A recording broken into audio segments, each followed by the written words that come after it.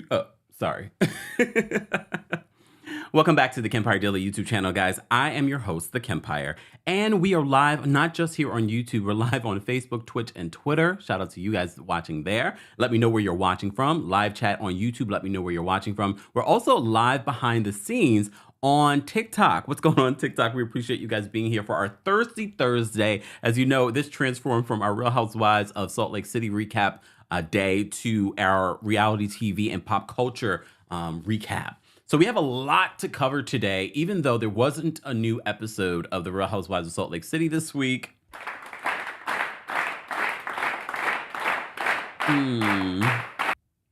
If you follow me on Twitter, then you already know that according to TV programming, there are going to be 3 parts of the Real Housewives of Salt Lake City's reunion. And I know what you're thinking. What? Why are we getting that? Why? Well, remember, word on the street was that Andy Cohen, he said this himself, that he was trying to meet up with Jen Shah last weekend to do an interview. In the same breath of talking about reading the victim statements, he's saying, oh, we're going to get a camera and speak to Jen Shah. Okay. All right. He's also being slammed this week. We covered this on our Tuesday takeover for the comments that he made about, I hope she doesn't get any jail time, and then clarified later, well, I was saying it in the context of this, and a lot of you said, I don't care about the context. You said what you said. Look, I don't even know what to press. More like it, inmate Shaw. So there's going to be 3 parts according to the TV listing of the Real Housewives of Salt Lake City reunion, which will begin next Wednesday. You're welcome, Bravo. I'm thinking the 3rd part will be the Jen Shah interview.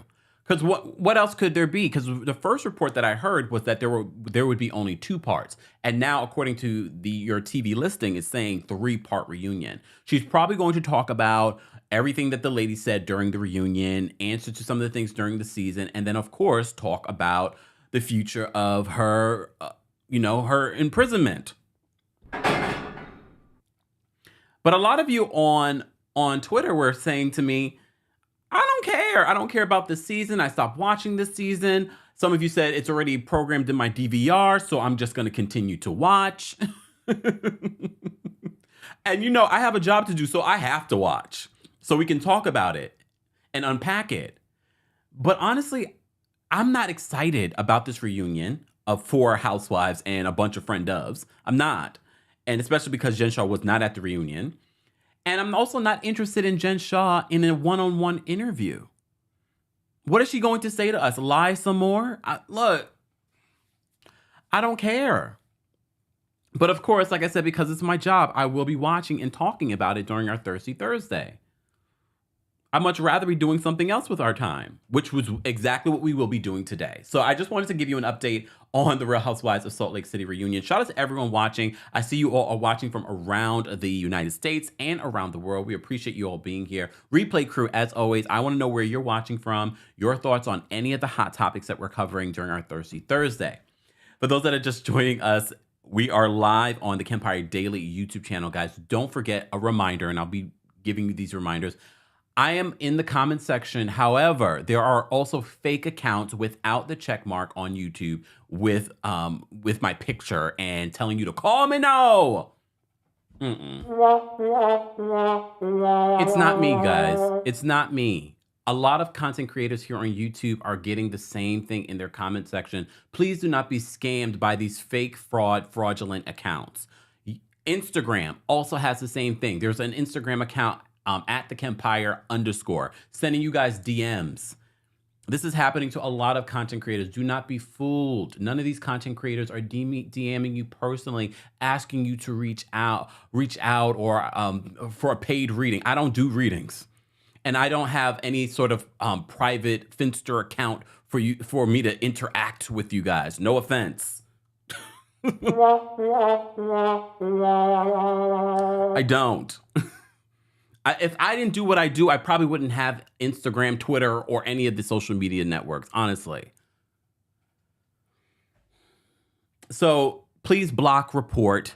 Let us know, let our mods know. They are actively trying to delete the comments on a daily basis, unfortunately. Like they don't have better things to do with their lives. Okay. So just a reminder about that. It's probably something that Jen Shaw would know something about. Anyways.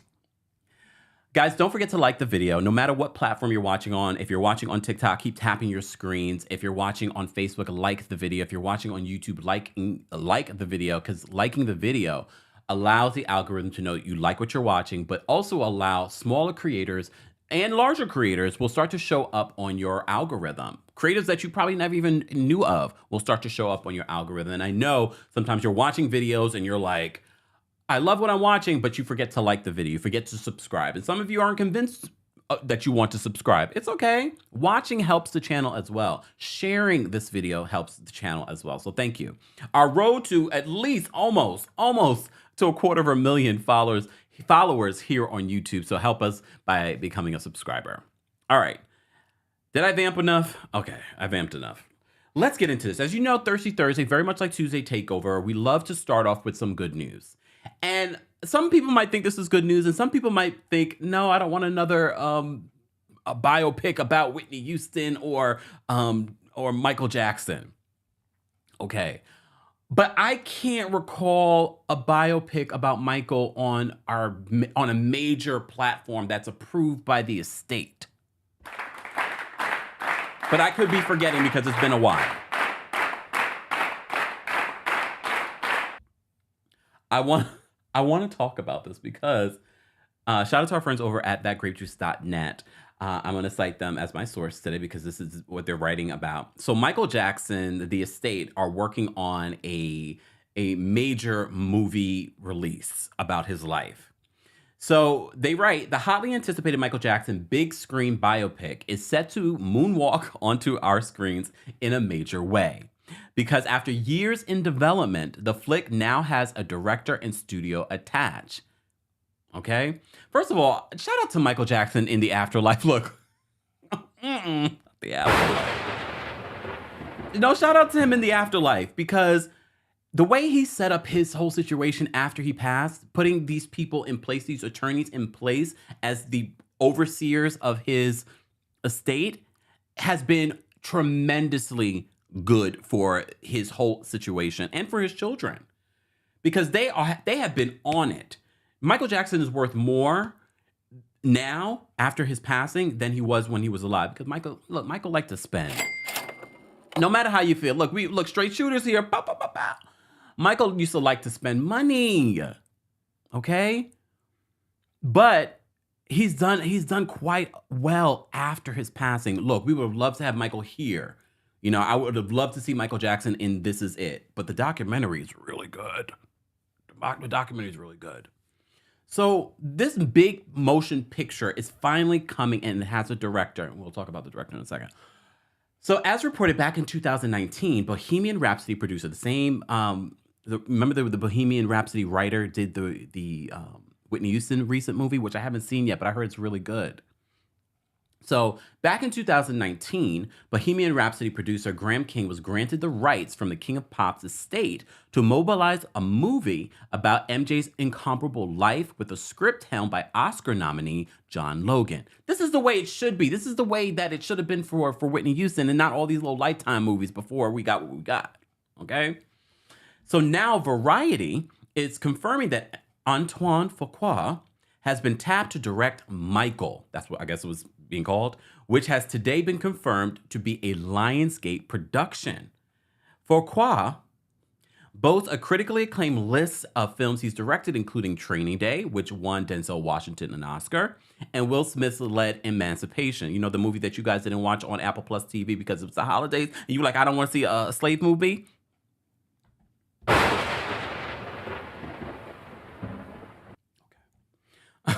I honestly don't think it had anything to do with the Oscar slap. I think people were just like, it's the holidays. It's the season. I don't need to be reminded about my ancestors right now. Just saying. I just felt like the timing wasn't great. All right. Yes, Art World says, OMG, Bohemian Rhapsody. So it was. I think I watched it when I was in Amsterdam. It was really, really good.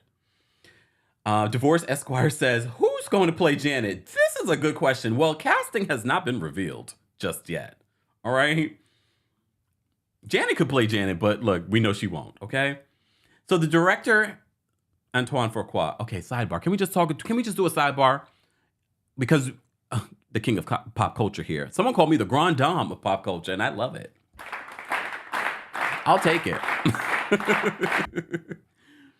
Antoine Fuqua, remember he's the man he's married to Lela Rochon from Waiting to Exhale, and he was caught out there with Nicole Murphy, Eddie Murphy's ex-wife, who got that multi-million-dollar payout in their divorce, and then she lost it because some man badly invested it. We'll be talking about bad investments in just a second.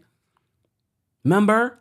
And it was alleged that Nicole Murphy plotted to have the paparazzi capture pictures of them together. Well, fast forward to today, Lela Rochon and Antoine Fuqua are still together. It's more like this. Oh, y'all forgot. I had to remind you guys. Sorry, Antoine. You're fantastic at your job. It doesn't take away from your job. But if we're going to talk about you and this new movie, we got to talk about everything that I remember.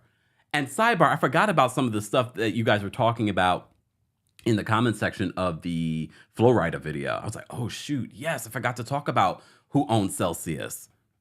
I can't remember everything, y'all. I probably should do a follow-up just to talk about that tea. So this is what Antoine Fuqua had to say in regards to the movie, the Michael Jackson movie that's coming. The first films of my career were music videos, and I still feel the combining film and music are a deep part of who I am. For me, there's no artist with the power, the charisma, and the sheer musical genius of Michael Jackson. I was influenced to make music videos by watching his work, the first Black artist to play in heavy rotation on MTV. His music and those images are part of my worldview, and the chance to tell his story on the screen alongside his music was irresistible. All right. So Joe Drake, chair of Lionsgate Motion Picture, added, Antoine is a perceptive and powerful filmmaker, and we feel very fortunate that he has chosen Michael as his next project. His visionary storytelling skills and commitment to his craft will make Michael an unforgettable film. Graham King also concluded this by saying, Antoine's films provide a personal perspective of larger-than-life characters that continuously captivate global audiences. While Jackson's estate is on board and has cleared the use of the late legend's music, the film promises to be a raw and unvarnished account of the megastar's ultra-layered life. So they're not going to hold back, hopefully, in regards to telling Michael Jackson's story. So Michael begins shooting this year. The news follows the Tony Awards win for MJ the Musical, which on Broadway, which I heard is really good. Damn me for not going because I live in New York City. I'm going. Is it still open? Okay, I'll let you know. But I'm excited for the movie. Congrats to Antoine Fuqua. I'm glad that a Black man is being able to tell this story, but not to take away from Antoine's success and his previous great work. But I'm just saying, I'm glad to see that. Congrats. Whatever happened with the Nicole Murphy situation? I'm sure he broke that sucker off as soon as it was exposed. Remember when she went on Wendy Williams right after it? And we were looking at Nicole Murphy like, you side chick mother. Anyways, I had to talk about that. Sorry, but I'm not. All right. Guys, welcome back to Thirsty Thursdays. I'm your boy, TheKempire. Don't forget, we do this every single Thursday at 12:30 p.m. Eastern, 9:30 a.m. PST. Let me just say thank you. We had a couple of super chats. And guys, don't forget to like the video if you haven't liked it already. We already have almost 600 people in the room. Let me just save this. Hold on. There we go. Alim, thank you so much for the super chat. There we go. Alim says, looking forward to the Real Housewives of Miami recap. Baby Nicole. I know I haven't watched it yet, so stay tuned, guys. We will be recapping that. Lily Sweet, thank you so much for the super chat. Lily says, I'm new to Kempire and was wondering the significance of the elephant. 2, no more Whitney movies. Let that lady rest in peace. To be continued. Thank you, Lily Sweet. The elephants, I've always loved elephants for years. And I've said this in posts before that elephants to me are really the kings of the jungle. Don't get it twisted. Don't get it twisted. Do some Google schmoogle. They're really the kings of the jungle. Okay, lions. Candace, thank you so much for the super chat. Candace says, MJ the musical was awesome. Go see it. That's what I've always heard. I don't know why I haven't gone. Maybe because I really just started getting outside since the pandemic. You know, just saying. All right, let's move on. Okay.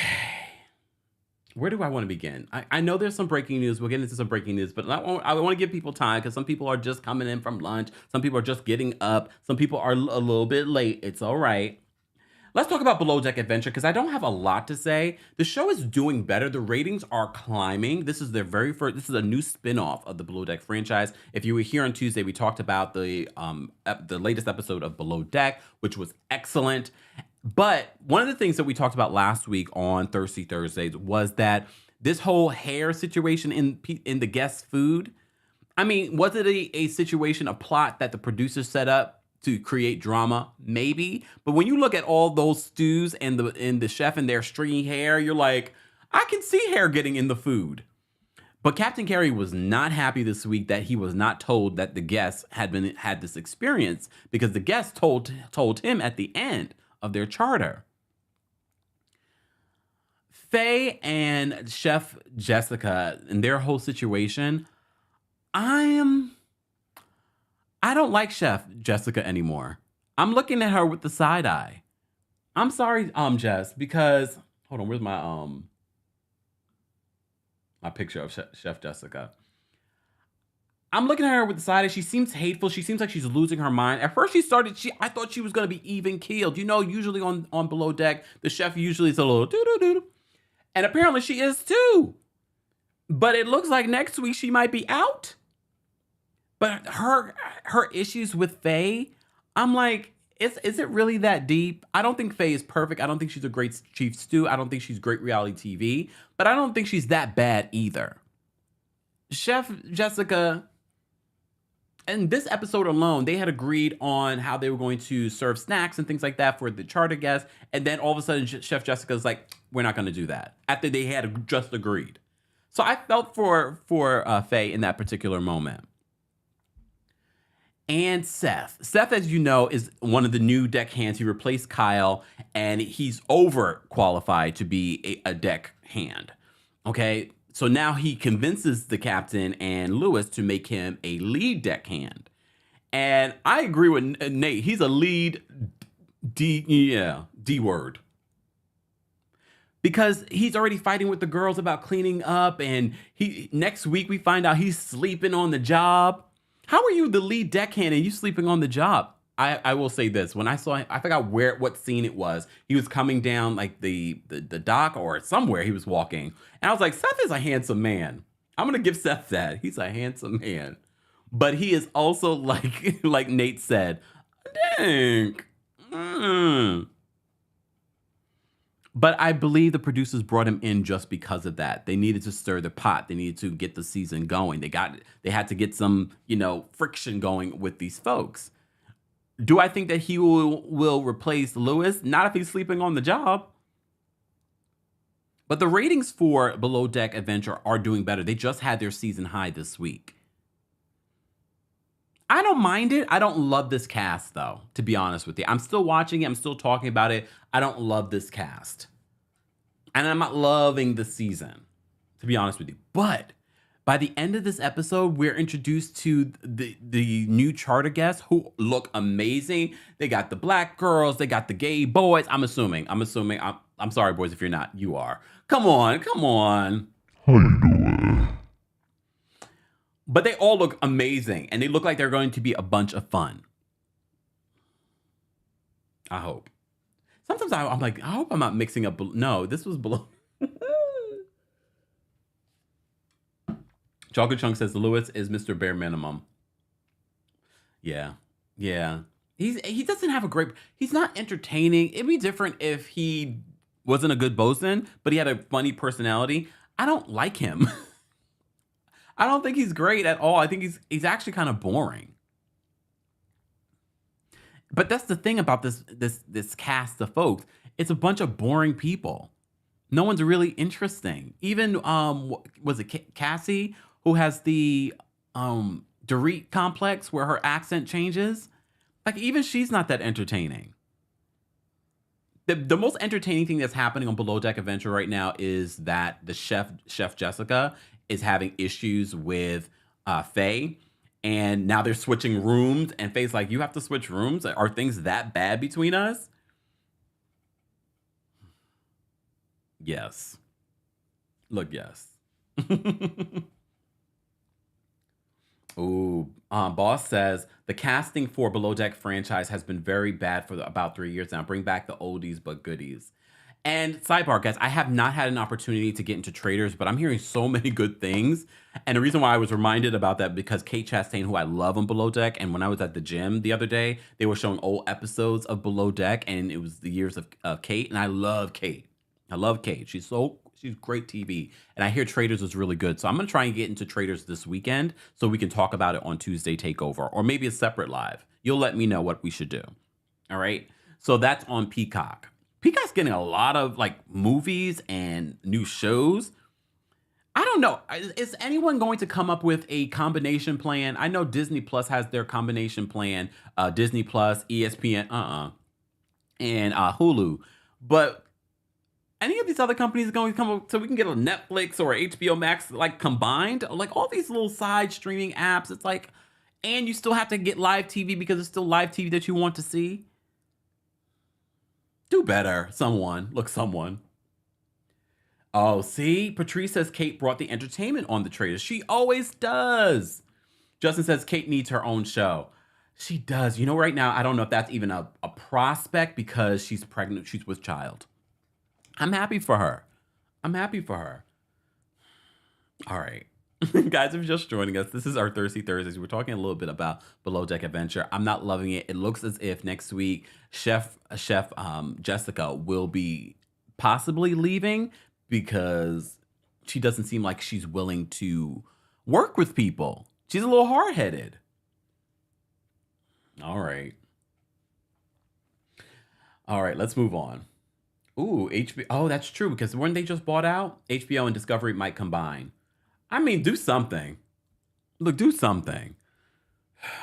All right, guys. Let's move on. One of my new favorite shows, and the ratings are not reflecting it because you guys are probably just not knowing that this is a good show. And look, they're not paying me, but at this point, run me a check, bravo. Love Without Borders, okay? I just rewatched the episode. It's my favorite show right now because it's a mess and it's quick and easy watch. And it's so much happening that it makes it so interesting to watch because this is from the producers of Love is Blind, right? Yeah, the producers of Love is Blind. It's actually pretty damn good. And I don't usually love these matchmaking shows, but I love the fact it kind of gives me 90 Day Fiancé the other way because we're traveling abroad. We have Americans traveling abroad. So you know we've been talking about this show multiple times, usually on Tuesday Takeover and on Thursday. So this cast is a mess. I don't think any of these folks are going to be together by the end of it. All right, not one. The folks that we're looking at right now, not one. I don't think anyone's going to make it. But I really feel bad for Mael. I don't know if they're purposely doing this to kind of throw us off the scent of what's happening between Mael and Aaron. I don't know why Aaron is faking the funk that he's into Mael. Mael seems light, fun. Mael, I hope you found a new boo in Paris because Aaron doesn't seem mature enough, doesn't seem cultured enough. Sorry, Aaron, but I'm not. To be with someone like you. And I thought it was over for them a couple of weeks ago, but they both agreed we're going to try and make this work. But I see Mael trying to make it work. But Aaron is like, okay, I'm going to take you to Champagne for your birthday. I think he was just trying to go see Champagne. He wasn't doing it for Mael. That's the thing I love about Europe, though. You can hop on a train and be in a whole nother country. Champagne is not another country, but you could be in another country in like 2 hours. It was beautiful though. I love the fact that we got to go to Champaign and see this beautiful, city. But I feel for Mayel. It's like, why are you wasting our time here, Aaron? You don't even seem like you're into him. I love how they showed all of the groups of couples celebrating New Year's around the world. I love how they did that. But I felt for Mayel in this situation because Mayel is expecting a little smooch as the clock strikes midnight. Damn. Honestly, my homegirls would get a smooch at midnight if we're all celebrating together. It just seems like the thing to do. A hug, a kiss, you know what I mean? He didn't. So what's happening here? These couples have been there over a month. Over a month. And nothing's happening? I'm actually surprised at Phil and Carmen. Phil and Carmen are the black couple at the top right. And they're in Ghana. And a lot of you said, go to Ghana in December. And then some of you said, don't go in Ghana in December because that's when everyone goes. So I will be going to Ghana though, because Ghana looks beautiful. But Phil and Carmen, they're not going to make it. And every time we see some of these people come on these reality shows and they start doing their music, I cringe so bad. Even though the music sounded good, Phil, I just cringe because I'm like, are you here for the right reasons? Are you really here for love? But these two haven't even kissed yet. I'm sorry, you have been friend zoned, and I know it's a project and you don't want to jump in bed with each other. Not like the girl that's in Galway, Ireland. Chanel Irons Go on TikTok says that Aaron is wasting everybody's time, including ours. Including ours. But my thing is, you're in Ghana. You're with this person in their home. She has a beautiful home. You see that look like it's like a building she lives in Ghana.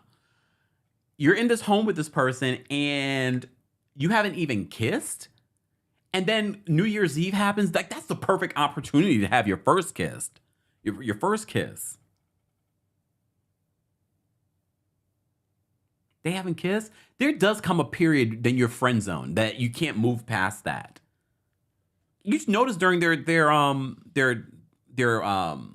cheers, she says, into friendship. I said, uh-oh.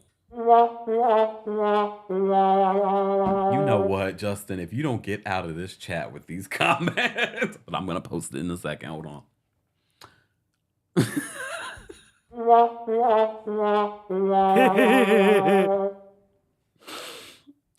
No, let me talk. Okay. Guys, you just joined us. We're talking about Love Without Borders, which is on Bravo. I love this show. I hope we get a reunion of something because I need to get updates on Gurleen. Remember Gurleen left after, putting that boy Shreyas through what he went through. This week, Shreyas, who's a beautiful Indian man, seems like a sweet guy. I know he's not perfect, but Gurleen reminded me of Alyssa from Married at First Sight. I'm such a good person. Well, she's gone, and they bring this girl, Gabby, who's from Bayonne, New Jersey. She's very New York, tri-state area energy. And she seems to be really into him and really trying to make it work. And I'm like, okay, I'm happy for him. But would you want to jump into another situation so immediately after this woman put you through what she put you through? I mean, he's playing it up. I kind of look, some of these people, he's a model. People like that come on these shows. I'm like, are you really coming on the show for a relationship? Or are you coming on the show to get your face and everything else out there? The same thing that I was looking at Phil about with the music. The music sounded great. But let's be honest. Phil sounded like any other, Afrobeat singer on that song. However, the writing was pretty good. He wrote the song about Carmen and how Carmen left him, because she likes to party. So that was their issue this week. She likes to party. They were out together. He decided to go home, and he had texted her, and he didn't hear back from her. She didn't like the fact that he's putting out the narrative that, she's like this party girl. I think she may have been out with another man, and I think that's why he was a little concerned. You haven't kissed this girl in like a month. What do you expect her to do?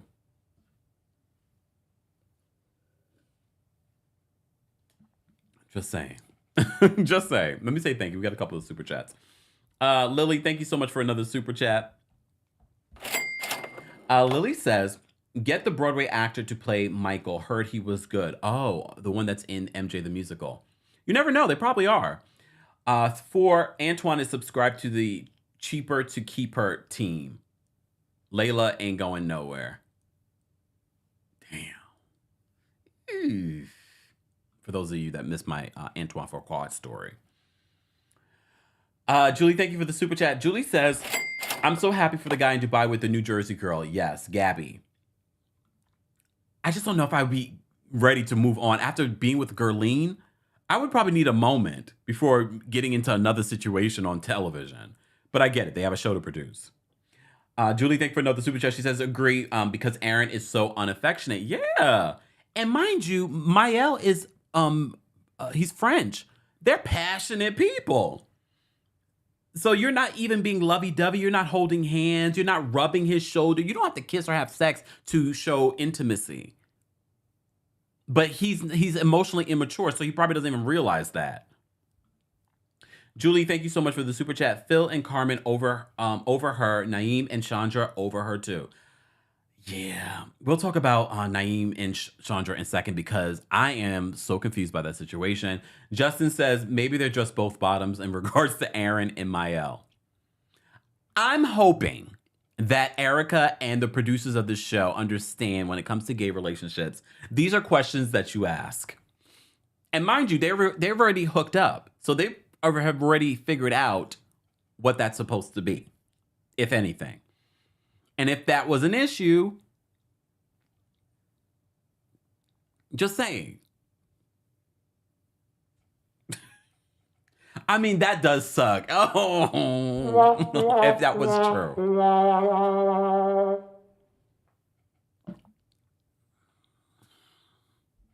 I just don't think Aaron is into Mael. I already had that feeling earlier on, so I was surprised when they said that they were going to continue and try to see if this situation could work out. Because Aaron's not changing. He's still very unaffectionate. He's still very like... And then when he said he's trying to have a moment with Mael, because Mael's acting all cute, like that can be annoying when you are trying to have a moment. But in that moment, you're saying, this is what you love about him. So he's showing you that all the things you love about me. I'm a bright light. You're telling me now to dim my light for you? Oh, hell no. Mael, I'm done with Aaron. He's immature. Go back to where you came from and grow up a little. You're not ready for a relationship. I think you just want to stay in Paris for the next 2 months. What? Why? But why? Would you want to stay in Paris for the next 2 months if you don't like the person that you're living with and you're living in small quarters? No. Look, no. They should have sent me.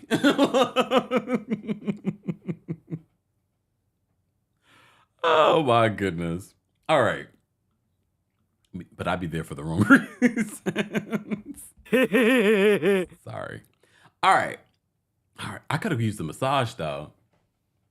He's a professional massage therapist.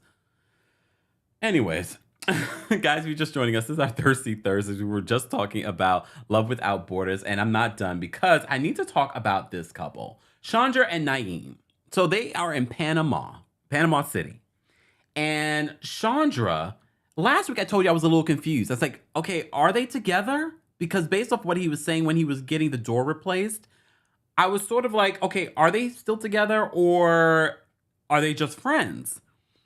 So come this week, I'm thinking Chandra thinks one thing and Naeem thinks another thing because Naeem is on the dating app and Naeem is out here dating some girl that he met while there in Panama City. But I can also understand why he might not like Chandra. So he's about to go outside to open up the champagne for New Year's Eve, and he's like, I'm gonna go outside, and she says, open it up in here. What are you, a pussy?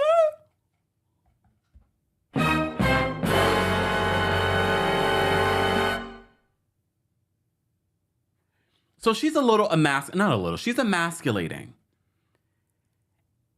But he seems like he's going to his old ways. Remember when we were first introduced him, he was talking about how he was a philanderer. until he had like a health issue, and then he sort of kind of got his life together. But you don't realize, Naeem, that you're doing what you've done before, because why wouldn't you be honest with her? Because when she confronts you about being on the app, and when she confronts you about where did you go on New Year's Eve or New Year's Day, and you're lying, are you just trying to stay in her house?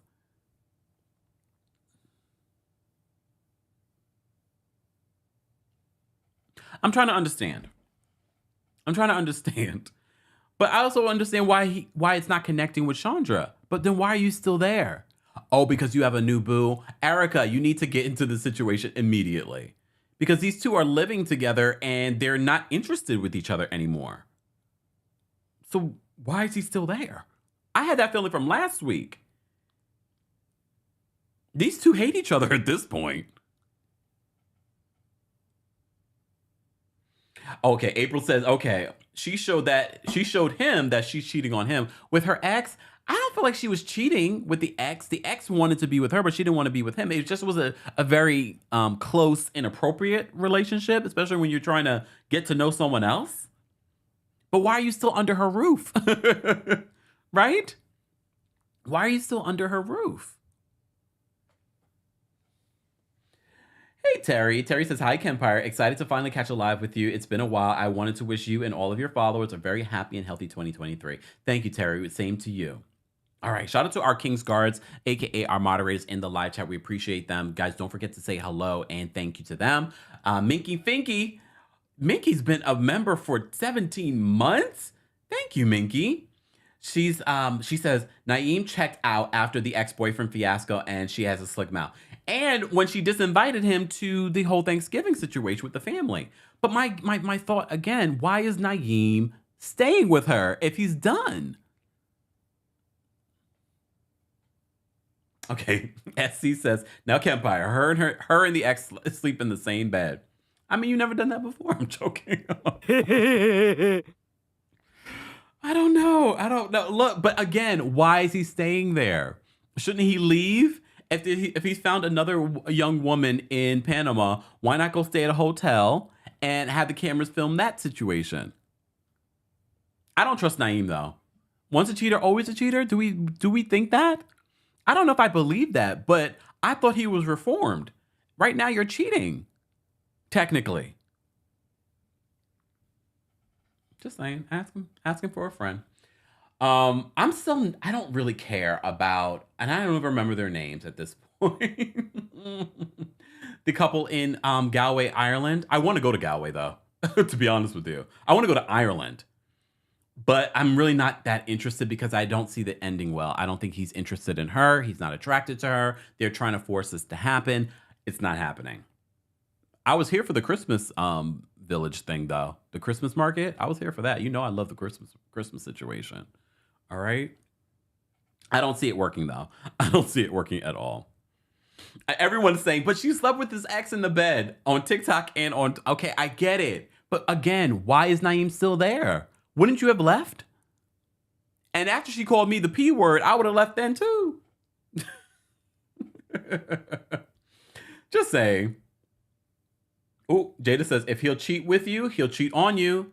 For the love of TJ Holmes and Amy Robach. Thank you so much, Terry, for the super chat. Terry says, happy and healthy 2023. Yes, an emphasis on healthy, y'all. Ooh. All right, let's move on. So a couple of things for those that may have not checked out these separate videos that I did. Yesterday, we talked about a breaking story with Flo Rida. Flo Rida, or Florida, as Grandma calls him.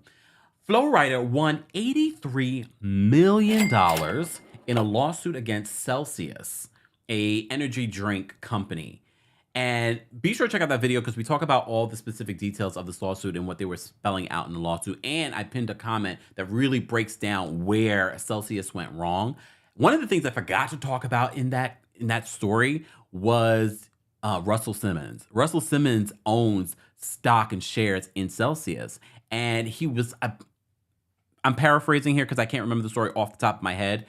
He was suing Kimora Lee Simmons for stealing, I believe, the stock in that company. I can't remember the details. I'm just paraphrasing here. And this is part of the reason why I said to you guys, Kimora Lee does not need to be on Real Housewives of Beverly Hills. Because not just because of that situation with her ex, Russell Simmons, but also with, is he her ex yet? The man that was married when he married Kimora, but she didn't know. He married her under false pretenses. And then he was also facing legal situations for stealing money, millions of dollars. Her husband, in quotations.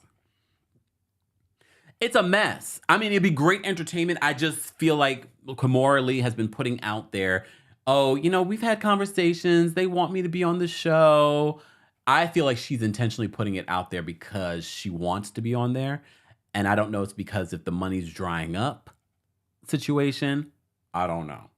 Allegedly.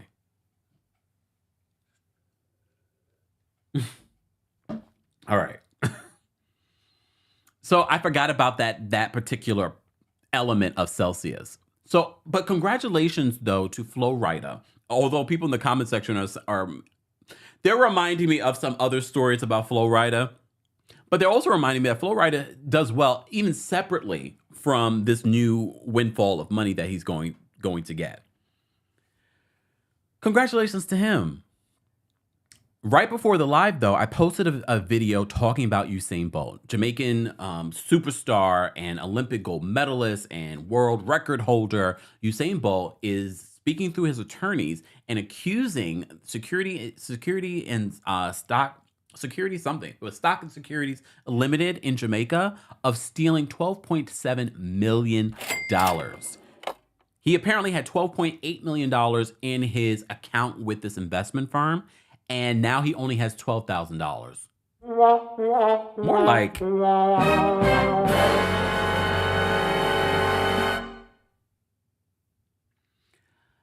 So, according to them, that they're investigating the situation, he's not the only person that has money. I should double check that I don't have money in that damn that damn investment firm. I don't think so. But according to them, they have other people missing money as well. They're investigating the whole situation. Usain's attorneys are giving them 10 days to figure out what happened to his money. To get more details on that, guys, be sure to check out the video that I just posted this morning talking about that at length. All right. What else did I want to talk about? Oh, we have breaking news. Let's get into the breaking news. All right. If I can find oh, here we go. We have breaking news from TMZ. A lot of you were hitting me up about this story. So we've been following the story since it broke, where Alec Baldwin, quote, accidentally shot and killed this crew member on his movie set. So we've been waiting to hear what's going to happen with this, if he would face charges. Now it broke this morning that he is facing charges for this accident. So according to TMZ, they're saying this: Alec Baldwin will be prosecuted, all right, for the fatal shooting of cinematographer Helena Hutchins on his Rust movie set. Prosecutors in Santa Fe County, New Mexico, made the announcement Thursday morning that Baldwin will be charged with involuntary manslaughter. The film's head armorer, Hannah Gutierrez Reed, was also charged with involuntary manslaughter. Both face a maximum of 5 years in prison if convicted.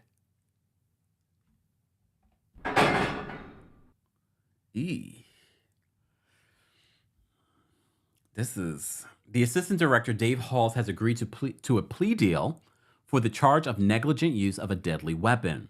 He will get a suspended sentence and 6 months of probation. Interestingly, no charges will be filed in connection with the non-fatal shooting of director Joel Souza, who was hit in the shoulder by the same bullet that killed Helena. Attorney Brian Panish, who represented the Hutchins family, tells TMZ, We want to thank the Santa Fe Sheriff and the District Attorney for concluding their thorough investigation and determining that charges for involuntary manslaughter are warranted for the killing of Helena Hutchins with conscious disregard for human life. Panish goes on and says, our independent investigation also supports charges are warranted.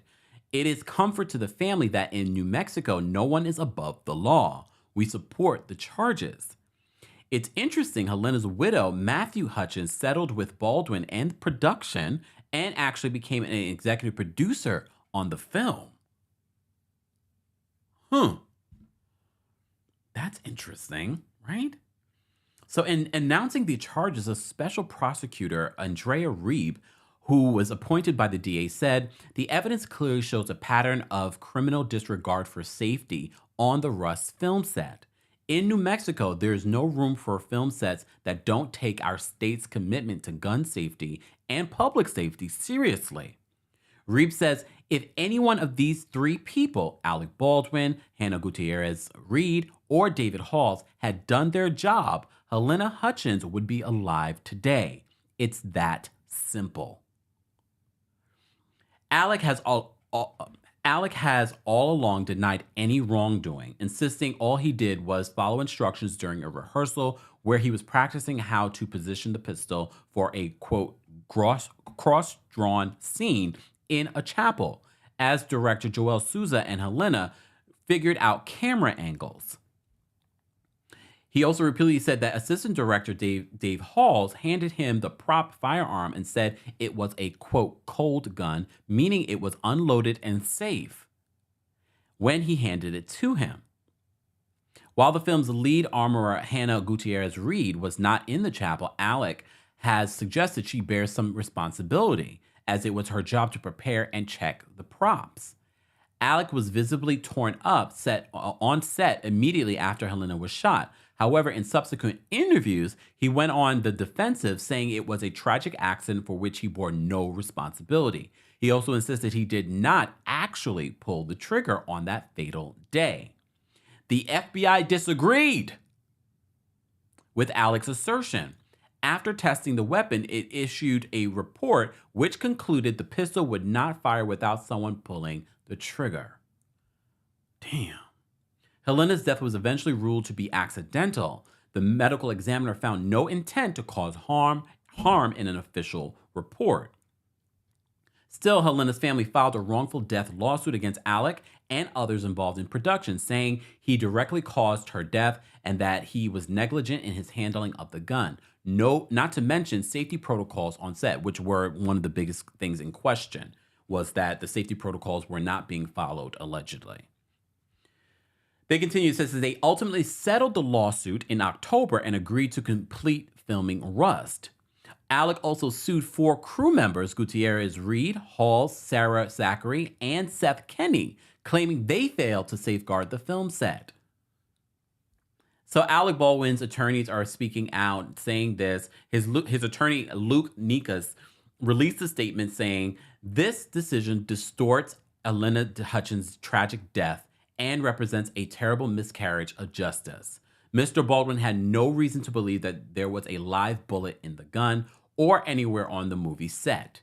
He relied on the professionals with whom he worked, who assured him the gun did not have live rounds. We will fight these charges and we will win. And I know a lot of you have been saying, why did they even have a real bullet?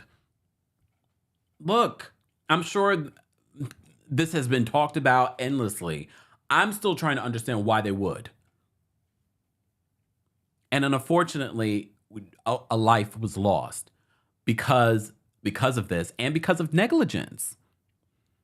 I haven't been following this story to no end. Shout out to our friends over at Emily D. Baker. She has been following the legal case for quite a few, since it all broke. So be sure to check out her channel for more details on the legal situation that is happening here. We are just covering the surface. This is breaking news that Alec is now facing charges along with someone else that's a part of this and could face 5 years in prison. And we have to keep in mind, yes, he's an actor on this situation. And yes, there are other people responsible to making sure that protocols are followed. but he's also a producer of this movie. So he does bear a level of responsibility of the movie and what's supposed to happen. However, yes, you put people in these positions to be responsible and you don't want to micromanage them. But that doesn't mean anything when it comes to a legal case. You could still face responsibility in regards to something like this happening.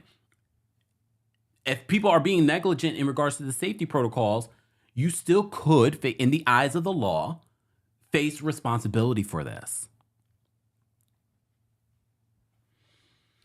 Guys, as always, I want to know your reaction. Replay crew, those that are in the live chat to this story. It was breaking news. I wanted to talk a little bit about it because we did cover when the story did break. We haven't covered all the legal cases that have come out since then. But we just gave you a quick update in regards to what has been happening since this story broke. Oh my gosh, how long has it been at this point? We're going to continue to follow the story because now it is a criminal case and he could be facing years in prison. I can't even, you know how many kids Alec Baldwin has with that one woman? How many kids is it at this point? So, I mean, he has the money and the means to get out of the situation. He might not do prison time. He might end up getting a slap on the wrist. Who knows? Who knows? Who knows? But we're going to follow this. You never know. You never know. New Mexico's not playing. I don't think people thought that he would even get charged. We're going to continue to follow this, guys. Anyways, we're going to move on. We're going to move on. But I did see that breaking story and I wanted to talk about it. But as you know, there are a few things that we need to talk about, including Stephen Smith from ESPN. Here we go.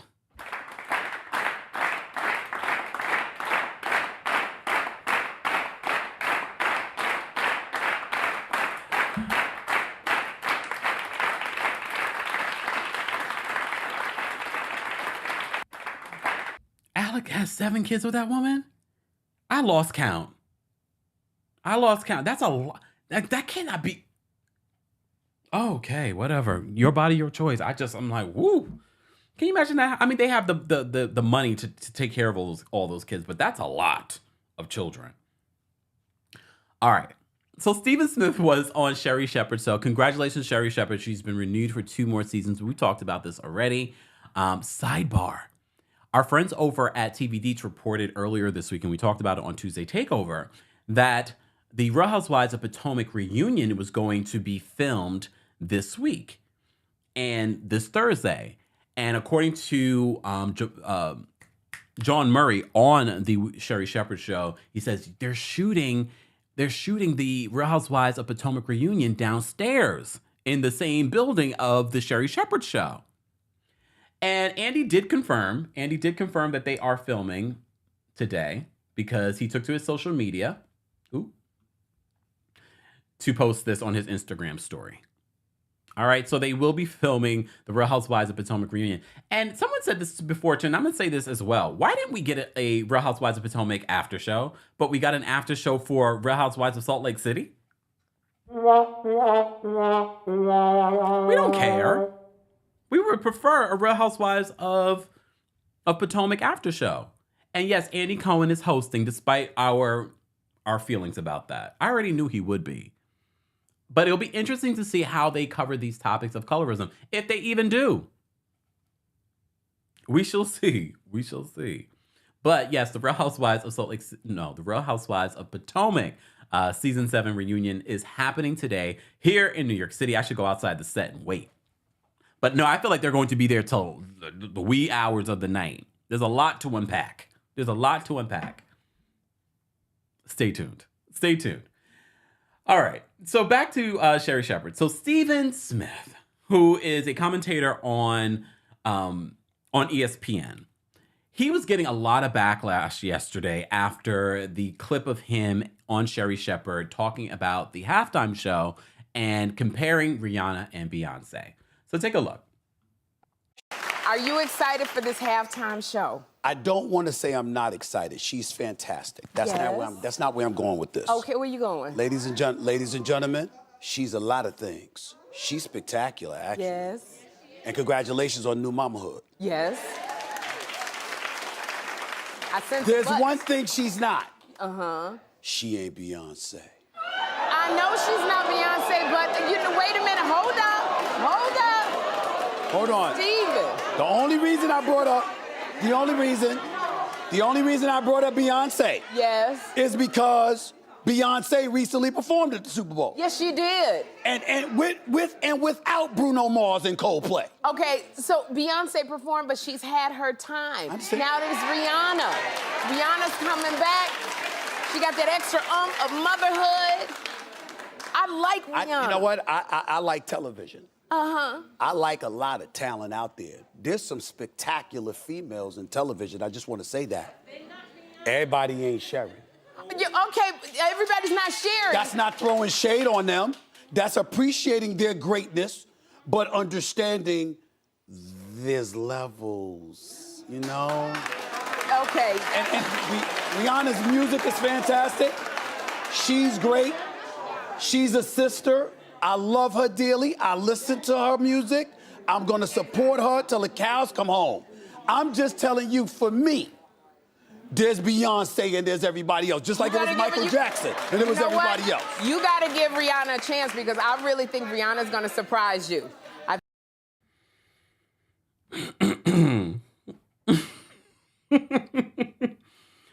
Okay. And I know a lot of you have opinions, but here's my opinion on the situation. Rihanna is not Beyonce. Beyonce is another level. And he has a right to his opinion. Some of you are telling him he needs to stick to the sports opinion. We will commentate on the halftime show because we talk about what? Music, entertainment, and reality TV here on the channel. But one thing I will say, and look, I come from the school of, I grew up with people like Whitney Houston, Michael Jackson, like the big singers, you know what I mean? Like people that just, you know what I mean? And Mariah Carey and things like that. So when Rihanna came out, I wasn't a huge fan of Rihanna. I think I've come to love Rihanna because of all the things she's done with her career and the effort she has shown in trying to improve her whole vocal situation. But no, I'm not going to deny that Rihanna, as soon as you hear her on a record, you know it's Rihanna. And that alone makes Rihanna great, okay? But one thing that Rihanna has continued to impress me is her live performing. Y'all remember her when she was on MTV when they were honoring her and she did like a whole mashup of all of her hits? I wasn't sure what to expect, but when she did it, I was like, this is why Rihanna is on the level of a Beyonce or these artists that we revere. First of all, she has the hits. And I think Steven will be surprised at Rihanna's performance. But I think a lot of people are like, okay, what does Beyonce have to do with Rihanna? Yes, everyone compares all the artists to what Beyonce did at the halftime show. However, this is Rihanna's moment. You could have just said, I like Rihanna. I'm excited for her performance. We'll see how that goes. But I have to say, I'm a bigger fan of Beyonce's performance. I don't know. Look, I just feel like it caught all of us like, we were like, what does Beyonce have to do with this situation? I think Rihanna's going to be great. I'm excited to see who Rihanna's bringing out with her for this as well. I'm excited to see how she does all of her music, like segue from what song to what song, and what is she going to offer some new music? I like Rihanna. And all of a sudden, because the Navy got up in Steven, you know what, he issued an apology. Let's take a look at the apology. I just got out of a first take, and I saw some headline that's circulating all over the place about my quote that Rihanna ain't Beyonce. See, I'm gonna own it. I know what y'all trying to do, but I'm gonna own it because I get paid to speak for a living, so I need to be more careful. I want Rihanna to know you're a superstar. You're sensational. You're spectacular. You're no joke. And you are a worthy person to be doing the Super Bowl halftime show. Having said all of that, I was answering a question from Sherry Shepard. who took over the Wendy Williams show and now got her own thing going, and I'm very proud of her. And she asked me with a bunch of sisters in the audience what she asked me. Now, I'm a Beyonce fan. I think that Beyonce is not only a phenomenal performer, the phenomenal performer. And the only reason any kind of comparison came into play is because Beyonce performed at halftime of the Super Bowl, not just by herself, but one separate Super Bowl performance with Bruno Mars and Coldplay. And I thought those were two of the greatest shows that I've ever seen. So what I'm saying is anybody has to measure up to that. Last year, with Snoop and Dre and Mary J and Eminem, I was like, Bruno Mars, Beyonce, Coldplay, big time. They got to measure up to that. Anybody who does Super Bowl or Super Bowl halftime show, forever I'm gonna say Beyonce, Bruno Mars, Coldplay, and then Beyonce by themselves. Michael Jackson could still be alive, and I would say it's got to measure up to that. Eminem, who's one of my favorites, I would say that about him. Coldplay, when they talked about Coldplay initially for the Super Bowl, I was like, not enough. That can't measure up to Beyonce and Bruno Mars, or Bruno Mars by himself, or Beyonce by herself. I've always said that. I meant it as no disrespect to Rihanna. I know she's phenomenal, and she's my sister. Nothing but love for her. But Beyonce is my sister too. I got love for both of them. I just think that Beyonce is the greatest performer out there today. That's me. That doesn't mean I'm hating on anybody else. Doesn't mean I'm damn sure wishing for Rihanna to fail. I don't believe she's gonna fail. She's gonna be great. I'm just saying that I'm a Beyonce fan, that's all. That's it. Rihanna, go do your thing. I apologize for creating whatever brouhaha comes of this. I gotta be more careful where people twist it and turn it into something it ain't. My bad on that. Now I gotta go.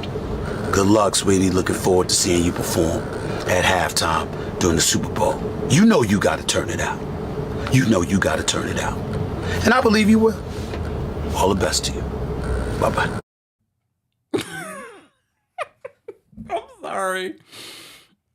She don't need you to pump her up, okay? First of all, Rihanna probably already feels the pressure. First, a lot of you are waiting on new music. Doing the halftime show is intense to do all of that music and who you're having be a part of it and all the theatrics of it. And you have to do that in, 12 minutes? It's a lot of pressure. Beyonce talked about the amount of pressure she was under. You could see it on Beyonce's face during her performance, the amount of pressure that she was under. But she still killed it, okay? And I get it. Look, we compare and talk about artists all the time. I think people were a little thrown that he brought up Beyonce because people have compared Rihanna and Beyonce before. But Rihanna and Beyonce, like, whatever. Look, where's my Rihanna and Beyonce picture? They love each other. Remember, Beyonce's the reason why Rihanna even got the deal, the record deal. Yes, she was behind the scenes. She's like, oh, there's something special about that woman, about that girl at the time. Rihanna was just talking about, I need to get Beyonce in a Savage Fenty runway show. But people have compared them. They've said Rihanna was sleeping with Jay-Z over the years. They even blamed Rihanna for the whole elevator situation with Solange.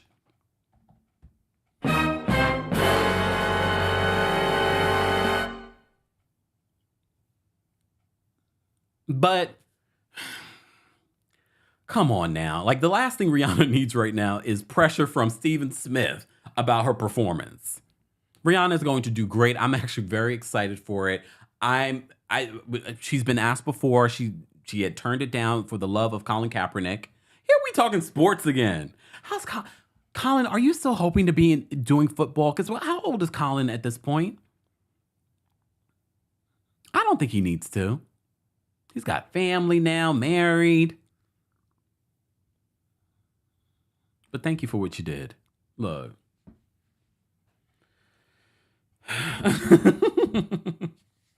I'm excited for Rihanna's performance.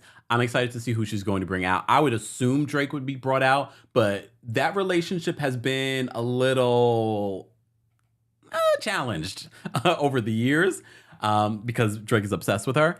So would you want your stalker performing with you on stage? I'm joking. I'm being facetious, Drake.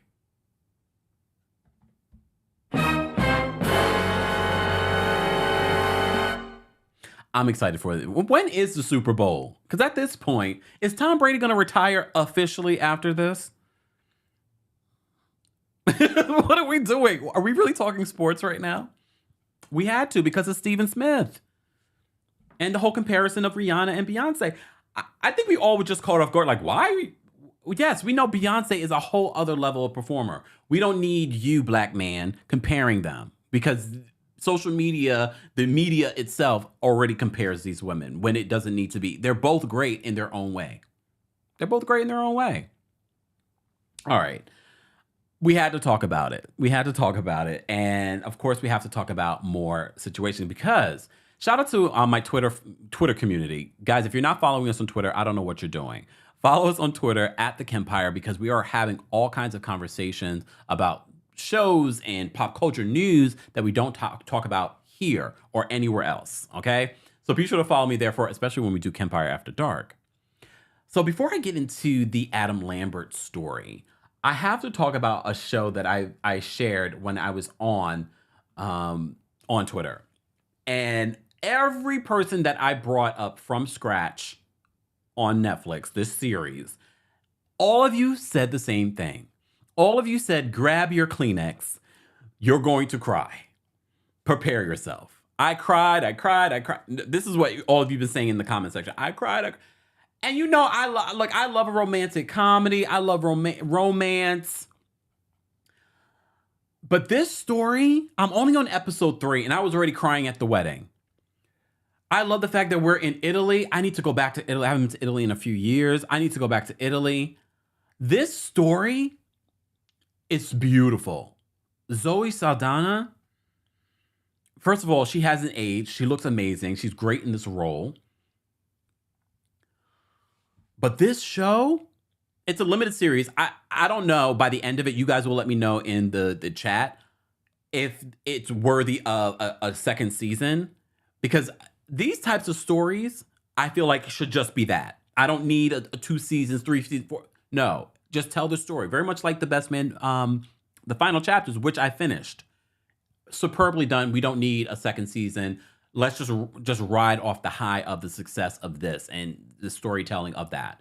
Very good. Kudos to the producer, writer behind The Best Man, the final chapters. I think they did a superb job. It's still probably my favorite part of the series. But from scratch on Netflix, if you follow me on TikTok, I posted a video last night because I was in the middle of, or was just finishing up episode 3. And we're at the wedding in Italy, and Lino, you know, his family has pretty much disowned him because he left the family business and he wanted to be a chef. And now he's met this American girl. Now he's leaving Italy to go to America. And shout out to all the immigrants that come here and have to take these terrible jobs when you're overly qualified for them. And I know we're supposed to be like the land of the free and the hope and all that stuff, but it's just like, so the way that these two speak to each other, this is the ultimate romance, just because of the conversations and the way that, like, he says this, when he said, sorry, California, because this is part of the reason why I could never live in California. When he said that this city has no center, I was like, what in the Shakespeare is going on? And then when she was like, we are each other's center. Okay. Look, okay. Such a great show. I'm only on episode 3 because I'm taking my time because emotionally, I don't know if I'm ready for this series from scratch. And a lot of you, when it first came out in October, were like, you need to watch this. You need to watch this. I'm glad I waited.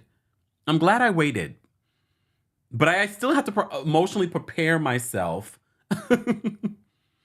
for the rest of the season because they do give you a preview of what's to come in the first episode. And I'm just already like, uh-oh. But I love their love story, how they came together. oh my, the family, her family around. I love them. I love her sister. I love oh, beautiful.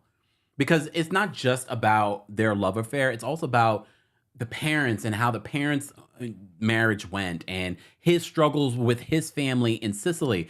And Italians, can y'all tell me a little bit more about why you look down on Sicilians? Does it have anything to do with the Moors? I mean, I always knew that, but I'm a little bit more interested about that. Because poor Lino, he's trying to get a job, and the guy finds out that he's Sicilian, and he looks at him like, oh, stick with the job that you have right now, because we're looking for a little bit more, upscale. And mind you, this man can cook his face off. I already told you. Oh, I hope whoever I land with, they can cook. And loves to cook. Not just that they can cook, loves to cook for me.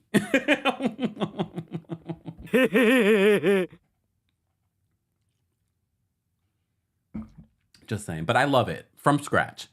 But since we're talking about Zoe Saldana, you remember when the what was the name of that movie? Oh, damn it, I can't remember the movie. Oh, it was based. Oh, I can't think of the name. No, I can't think of the name, which I hate. You guys will remind me in the chat. She was playing a singer, and she got a lot of criticism for playing that singer. So this leads me to the story about Adam Lambert. So Adam Lambert in the comments section basically weighed in on Theo James. So Theo James, remember one of my favorite, all of a sudden the song started playing in my head. So I love White Lotus, right? All right, I love White Lotus. And, well, this is season 1. White Lotus 2, there we go. So Theo James, sexy, problematic, terrible, okay? Terrible. Terrible human being, but sexy as hell. Look.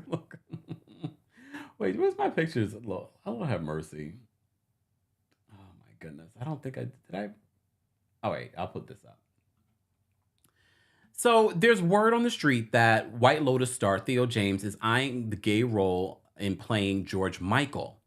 So Adam Lambert commented and said, yay, another straight man playing a gay icon. So on my Twitter yesterday, I posed the question and I said, I've been thinking about this recently. Literally yesterday, I was thinking about this before this story even came up.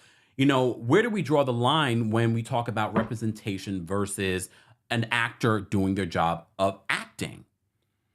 And a lot of you had some really interesting comments because some of you said, yeah, they should get a gay actor to play George Michael.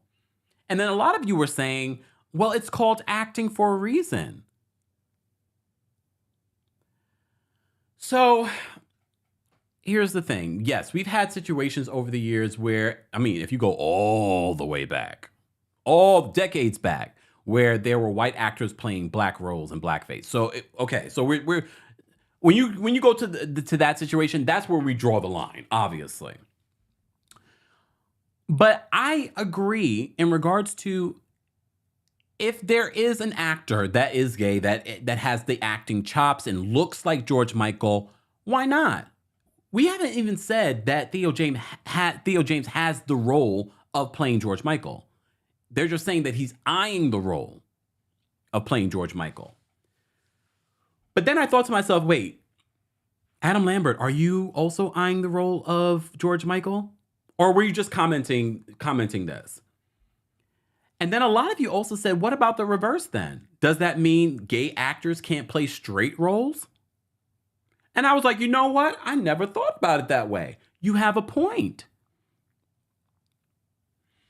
But I've always thought this, especially if it doesn't have anything to do with like a white actor. Remember, speaking of Michael Jackson, remember when that man from, what's the name of that show on Hulu? Played Michael Jackson, that white man played Michael Jackson, and it was like a Lifetime movie. See, that's where we draw the line. Like, no, okay? Michael was a black man, okay? No matter how you want to, he was a black man. So that's where I draw the line. But acting, you're supposed to be playing a role. It's not supposed to be necessarily representative of who you are. However, I would hope that the people that are casting for something like this, they're considering all of those elements of skill, the look, but also okay, are you gay? Because I think there is an element of being someone that is a part of the community that you will have a different perspective on the role that you're playing. So I do think it does play an important role in bringing up a certain level of understanding in playing George Michael. But sidebar, who says that Theo James is not gay or bisexual? There's that part of it too. We don't know. I mean, yes, he might have a wife and kids. That don't mean nothing. That doesn't mean he's not a part of the LGBTQ plus community. I mean, unless he's come out and literally said, no, I'm straight. Okay, maybe I'm just hoping.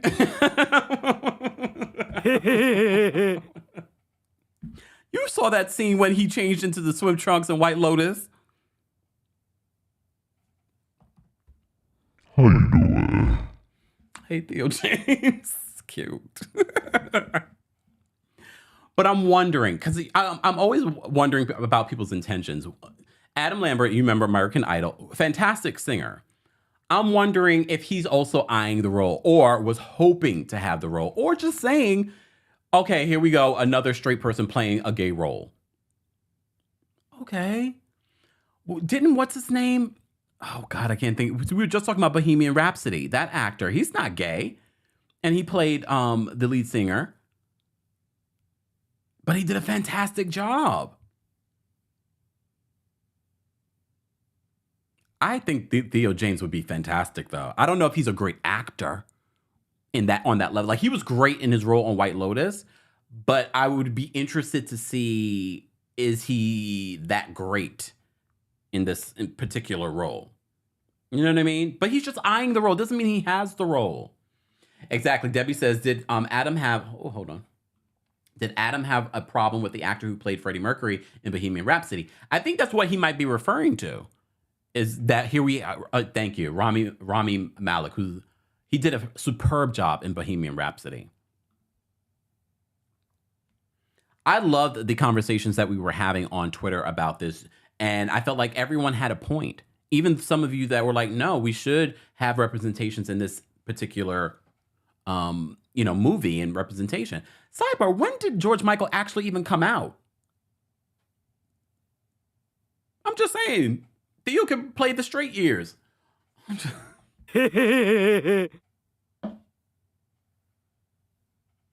I'm actually looking forward to a George Michael biopic. I didn't even think about it until they were talking about it. So thanks, Adam Lambert. But like I said to you before, I don't know if Theo James has ever said, I am a straight man. And if he hasn't, then Adam, you're just sitting here assuming. Just because he has a wife and children doesn't mean that he's straight. He could be bisexual. You are assuming.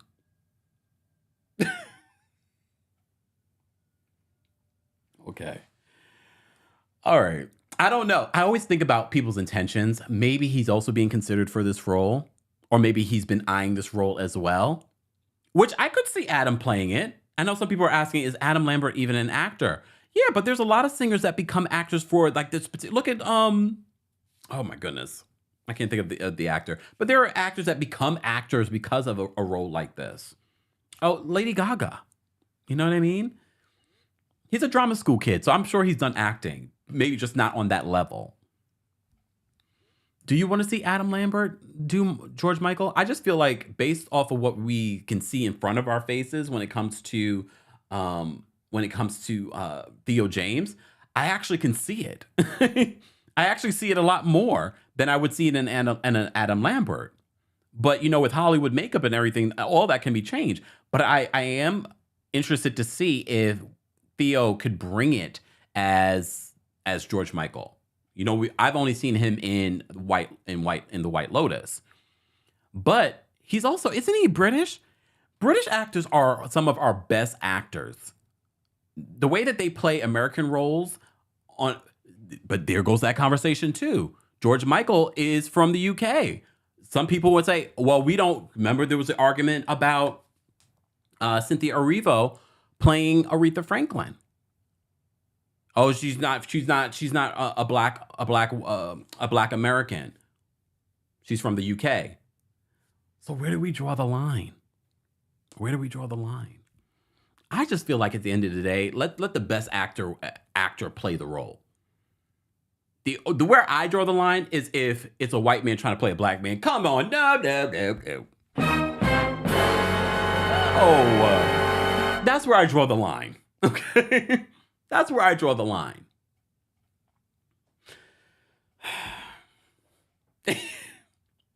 Guys, if you're just joining us, this is our Thirsty Thursdays. This is where we do a mashup of reality TV news and pop culture news. If you're part of the replay crew, don't forget to like the video. Don't forget to let us know where you're watching from. And don't forget to weigh in on some of the hot topics, including Adam Lambert and him saying that here we go with another straight actor playing a gay role. I want to hear your thoughts. I want to hear your thoughts on Stephen Smith's thoughts comparing Rihanna and Beyoncé. I want to hear your thoughts on Love Without Borders, your thoughts on Below Deck Adventure, your thoughts on the Real Housewives of Salt Lake City reunion being 3 parts, and the news that the Real Housewives of Potomac reunion is filming today. So we should be getting the fashions very soon and maybe some tea about what went down at this reunion. All right, let me get out of here. I'm going to drop the call-in link, though, for, you know what? Senior Royals, I'm going to drop the call-in link for you first. And then after that, I'm going to drop it in the live chat. So every other member, sorry. Okay, it's not a part of your membership. It is a part of the Senior Royals. So let me drop the call-in link for, because I know you guys have thoughts. But live chat, we have over 1,000 people on our YouTube channel alone. Let's get to 500 likes. It's an easy and free way of supporting our channel. So like the video if you haven't already. I want to drop the call-in link for you guys as well. But Senior Royals, I'm going to drop the call-in link for you right now. And I'll drop the call-in link for Royal Court members as well. All right.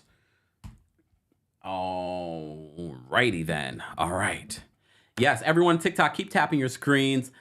All right, what else did I want to talk about? Let me just go through my notes to make sure I covered everything. Because there's some stories I'm probably going to cover in a separate video in regards to Savannah Chrisley and Todd and Julie Chrisley going to jail. We'll talk about that later.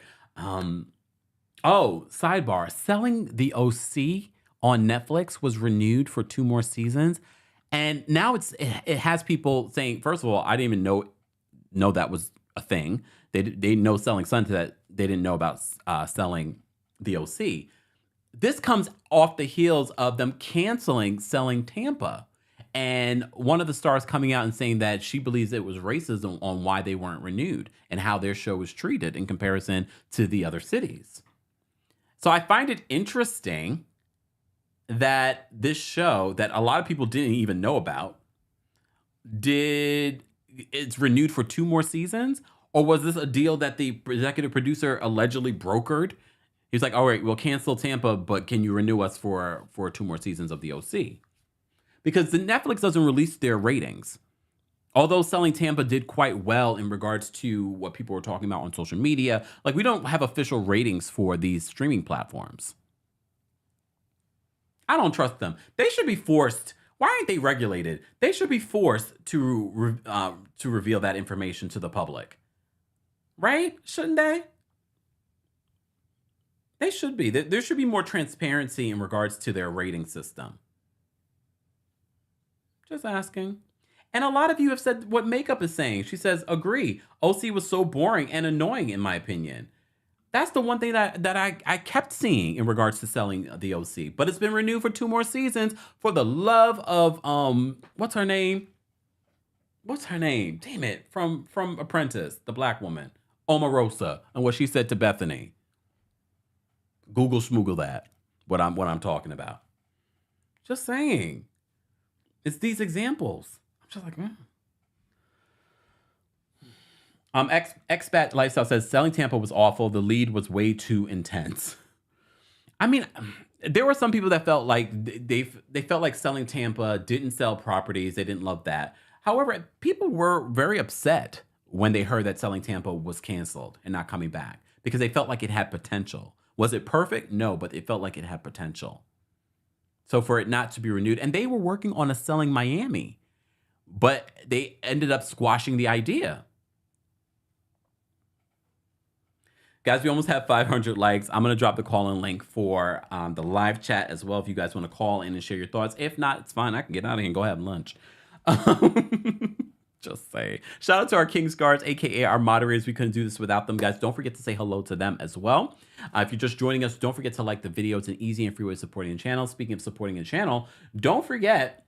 Hold on, where's my coldest? Don't forget, Coldest is a proud sponsor of the channel. Don't forget to use the discount code KEMP10 for 10% off of your order. Get your Coldest water bottle, but as you can see, they have bedding, they have pillows, they have things for your pets, okay?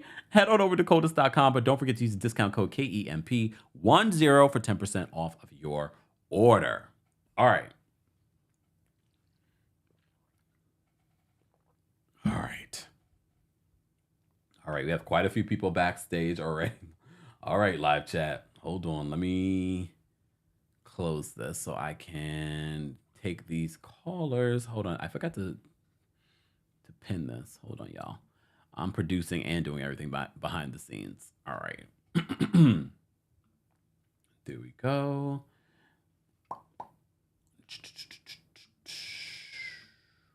There we go. Make sure the mute wasn't on. All right, we're going to take a couple of callers, but let me put my little disclaimer up, callers. All right. Again, callers, reminder, no derogatory comments.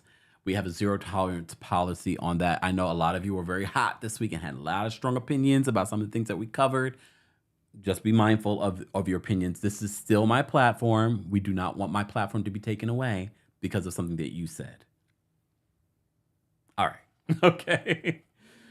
Oh, let me just say thank you. We had a couple of super chats.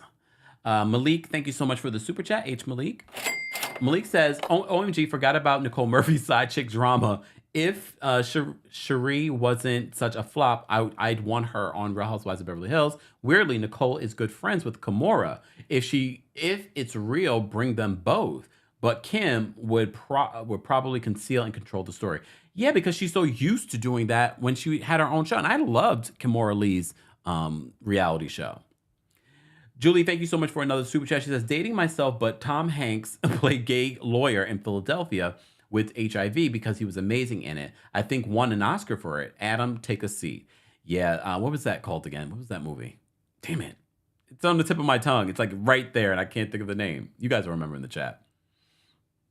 Okay.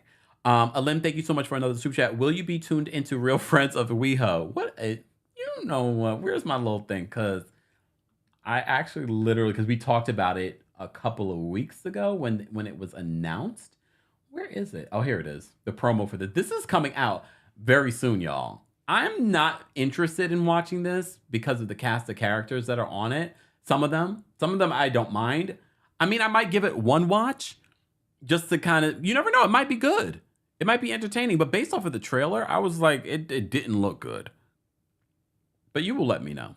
Mama Allie, thank you so much for the super chat and for modding. She says, gun safety is gun safety. It doesn't matter if you're an actor or not. There are protocols to handling a firearm. He ignored them, and he should be charged. Okay. And while they're going to investigate, hopefully he has a good attorney that's going to represent him in this particular situation. Okay. Philadelphia. Philadelphia. Thank you. I couldn't think of the name. Why I couldn't think of the name? Thank you, guys. All right. Let's get to some callers. All right, callers. I'm going to bring up Brooklyn Star first. What's going on, Brooklyn Star? Hey, Kempire, how are you? Oh, well, how are you? I'm good. I only called up here to talk about my husband, Theo James. Okay, he can play George Michael. I think he's the perfect person to play George Michael because, let me tell you, George Michael's the first gay man that had the girls fooled. Okay, you couldn't tell me he was gay. You couldn't tell me George Michael was gay. And the only reason he came out was because he was knocking on bathroom stalls in the park, if I'm not mistaken, in Beverly Hills. That's the only way. George Michael has been playing straight his whole life till he got caught. So why can't Theo James play him? That's what I was you heard me. Yeah. I was like, when did he actually come out? Thanks for reminding me. He got pulled and dragged out that bathroom stall, okay, by undercover, I think. But I'm so tired of Adam Lambert. He should just take the bone he was thrown with being the lead singer of Queen and just, try to make those coins last. He's so annoying to me. I don't know. He's so annoying. It's all about your acting skills. I don't care what your sexuality is. It's like this people who say that Haley can't be the Little Mermaid. You know what I'm saying? What's the difference? What's the difference? Well, If you could play the role, play the role. Some people would argue the Little Mermaid's a fictional character, but I get what you're trying to say. But to me, George Michael played straight longer than he played gay to the public. Okay, he's been gay his whole life, but to the public, he's played straight for longer than he's been gay. Okay, to the public. Okay, but that's all. But yes, Theo James all day. Okay. All day. He could play that. George Michael crawled. So, what is his name? The one from Puerto Rico. Oh, Ricky Martin. So Ricky Martin could walk. Okay. I mean, you're right. You're right. I mean, you remember that scene in White Lotus when he was changing his swimsuit in front of Don't kill me. I haven't watched White Lotus yet. I'm so behind on like a lot of stuff. And you calling yourself his wife? Get out of here. No. Okay, I'm still into Divergence. Like he caught me from there. Okay, like I love him. Okay. Okay, and was he really good in that? I don't even care. You could turn the volume down. He just looks really good. You know what? I'm trying to talk about skills, and you want to know what? Get out of here, Brooklyn Star. All right. Bye. That's all. I'm trying to figure out if he has the acting skill, because I've only seen him in White Lotus, and he really he will make you hate him in the White Lotus. So I was like, I don't know if it's very different than who he is in real life, because sometimes people can play evil easily because they're really evil in real life. I don't know if that's really him. So I really haven't seen him in anything else. But okay, it's me, MK. I'm gonna bring you up next. What's going on? It's me, MK. Hi, can you hear me? Yes, can you hear me? Yes, I am so excited. I'm sorry. I love your show. Thank you. So I have a few comments about Theo James and this whole biopic thing. Yeah. Actors are supposed to step out and fully portray the person that they're embodying. And I have a few issues because when oh God, what's his name? Forrest Whitaker played Idi Amin, right? That is a Ugandan president, a real life person. But Forrest Whitaker learned the accent, learned Swahili, and portrayed that role beautifully, got an Oscar. No one had an issue with that. No one said, oh, why didn't you get a real Ugandan to play Idi Amin? No, because it was phenomenal. Even forgot that he was American, you know? You think about Daniel Day-Lewis, who is British, who has portrayed so many American characters. No one bats an eyelash. His portrayal of Lincoln, amazing. Mel Gibson in Braveheart. I mean, that movie gets played every year in Scotland. They even used it to try and do the referendum for Scotland to get freedom because it's such a heartwarming movie. But Mel Gibson's portrayal, flawless. I mean, I haven't thought he was Scottish. His accent was amazing. You look at Chris Pine, who played another Scottish king, right? Robert the Bruce. And you got folks running to Netflix to rewind and pause to see it's Johnson. Should they have gotten a real Scottish person? No, because he did an amazing job. You have Anna de Armas, who played not with you with the list. Come on, all right. Listen, I'm a movie snob. Okay. But you had Anna de Armas playing Marilyn Monroe in Blonde, and no one said anything. And she had a thick Cuban accent, but we all enjoyed that movie, didn't we? And then you had the girl from Twilight who played Princess Diana, and she got an Oscar nomination for her portrayal. It's all about, are you able to step into that role and fully embody that character? No one had an issue with Margot Robbie playing Tanya in I, Tonya, right? No one had an issue with Chiwetel Ejiofor in 12 Years a Slave, and he's British. You know what I did have an issue with, not to interrupt you, MK? I had an issue with Jasmine Guy playing a Jamaican character in Harlem on Prime because her accent was terrible. Okay. So, you know, sometimes it's hit or miss. You know, Idris Elba as Nelson Mandela, that casting made no sense to me at all. It's hit or miss, right? But you think about my last person, the Meryl Streep. I think she should be Dame Meryl Streep as the Iron Lady, right? That was phenomenal. She looked the part. She sounded like Margaret Thatcher. I was watching that movie pissed off the whole time, but no one batted an eyelash, right? Because when you're an actor and you do things well, it shouldn't be about where you're from. And I'm sorry, Adam Lambert, I don't want to see you in a movie. You're not going to sell tickets, because the other part about this stuff is Can you bring butts to seats? Good Theo point. James is hot and popping right now. He will bring people to the theaters. Yeah. Some unknown actor may not. And then also this whole gay straight thing. Neil Patrick Harris plays how many straight characters? No one says anything. Yeah. Because when you watch his stuff, you're not thinking about him as a gay actor. You're thinking about him as an actor. When you're an actor, you are neither gay nor straight. You are just an actor, and you are who you are embodying as that character. All right. So All right, that's movie it. snob.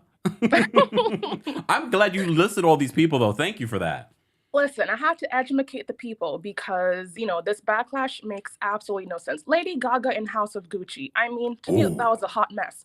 But people loved her performance and they loved her Italian. That whole cast, nobody was Italian. Jared Leto, Adam Driver. But we were all fully into it. It was good. So I'm like, miss me with the BS. Let this man play James George, whatever his name is. And Let I don't him even think do he it. has the role yet. He's just eyeing the role. And that's the thing what pisses me off. Like, he doesn't even concretely have it. And even if he does have it, and what? It's not blackface. You know what I mean? It's not like Nina Simone and Zoe Saldana. Like, that was a hot damn mess. You know? Like, he even looks like the character. Yeah. The really facial does. structure, the beard, the hair, like, let him leave. If he wants it, let him get it. I agree. All right. Look, they're twins. Like, I mean, it's a good. I think that George Michael would approve. I think so too. I mean, he might more than approve, but hey, whatever. Bye. All right, thanks, Karen. Wow, I love that she broke down all those different examples, though. But look, guys, if you're new to the channel, you have a right to your opinion as long as you share it in a friendly, constructive way. All right. If you're derogatory and you're yelling at people and you're attacking people in the comment section, you will be blocked. Okay. It takes a lot to get blocked here, though. Just saying. All right. Miss Bernice is backstage. We're going to bring her up. What's going on, Miss Bernice? Hey, Kempire, how you doing? I'm well. How are you? I'm fine. Theo James, yes. He can play George, yes. He can be my father figure, yes. Okay, I digress. Stephen A. Smith, he being coonish as he usually is. I don't take anything he say at value. He's just trying to be divisive as usual. He didn't make any valid points. They are both great queens in their own merits. I'm looking forward to the Super Bowl to see Rihanna and see what she's gonna give. It should have been left at that. He shouldn't even said anything, but being the coon that he is, he got to say something stupid. Let's go away from that. Rebuke the demon. But yeah, Theo James would be great as George Michael. Adam need to have some several seats. If you would take you some acting classes and stuff like that and say, I want to try out for this role, that'd have been totally different. But for you to bash somebody who's just considering it, that shows your insecurity, boo. You don't do that. Always have your poker face on, baby. Always have your poker face. Because you never know. Other than that, you have a wonderful day. You too, Miss Bernice. And I will catch you on the next. What's the next episode we're gonna be on the air? I don't even know at this point. Stay tuned. Stay tuned. Okay. Love you. Bye. Bye, Miss Bernice. I had to think. I was like, what is next? But stay tuned, guys. If you're subscribed, you won't miss out on anything. All right. Let's get to some more callers. Carl is backstage. We're gonna bring Carl up next. What's going on, Carl? Carl, you're muted. Ooh. Carl. All right, I'm going to drop you out, Carl. All right, William, I'm going to bring you up next. What's going on, William? Oh my gosh, I'm here. Well, first I wanted to say hi to the people on TikTok because they're really nice. Hey, TikTok folks. And I wanted to talk about Stephen A. Tyler and the whole thing with Beyonce and Rihanna. Yeah. Because they're both amazing, and we don't have to tear one person down to lift someone else up because they're both good in their own rights. Mm-hmm. And that's what I want people to know. And then also, Potomac, I'm hearing about the seating charts coming out. What do you think about that? I haven't seen the seating chart just yet because I've been live this entire time. But I'll be interested. We were talking a little bit about that not yesterday, but the day before yesterday on who do you think might be sitting closest to Andy? Who do you think? I'm thinking Candace. She deserves it. And If she isn't, that'll be. If it's not Candace, I'm thinking Karen because she always has. I'm pretty sure she always has. Correct me if I'm wrong, but I'm pretty sure not she always, has. but yeah. Not always. Yeah. Oh, okay. Because last year it was actually Dr. Wendy sitting next to Andy. Oh, it was. Oh, I love Wendy. Okay. And then I think I would hate it to be Mia. I'm hoping not Mia. We also don't know how the rest of the season plays out. Yeah, that's true. But I would hope it not be Mia for right now. And Giselle, I think definitely Giselle. Okay. Because she always is in the most drama anyway. All right. Anything else before I let you go? And then one more thing about Salt Lake City. Why it's just so boring. I don't understand why they get an after show. Like season 2 was amazing, and then it just like completely got boring. And the whole black guy thing, I'm done with it. Yeah. I don't want to hear it. And I think Potomac deserves it. Potomac deserves it. Okay. And someone needs. I wonder why we didn't get one, but I know. And Atlanta, I love Atlanta. My mom's from Atlanta. We have Atlanta in our blood. And I hate that it's gotten to this point. They need to bring back someone, or at least bring someone new that can make it better. Because Sonia, she's not doing it for me. I can't. And Candy's not doing it for me anymore. Hot take. Oh. But Candy's not. She's not. All right. I guess we'll have to wait and see, though, because all of those housewives from last season are coming back with a couple of new additions. Let's see if Manetta can bring it. I don't think so, but let's see. All right. Thank you, William, for calling in. Thank you, Kempire. Have a great day. You too. All right. Kiki's backstage. We're going to bring her up next. Hey, Kiki. What's going on? So I have 3 things. So first, with the seating chart for Potomac, it doesn't really matter because for Potomac, we don't really care about the seating because they all bring it. Okay. It's not like Beverly Hills where some don't bring it, but they all bring it for Potomac. So anyone can be at the front seat, except for Robin. Of course.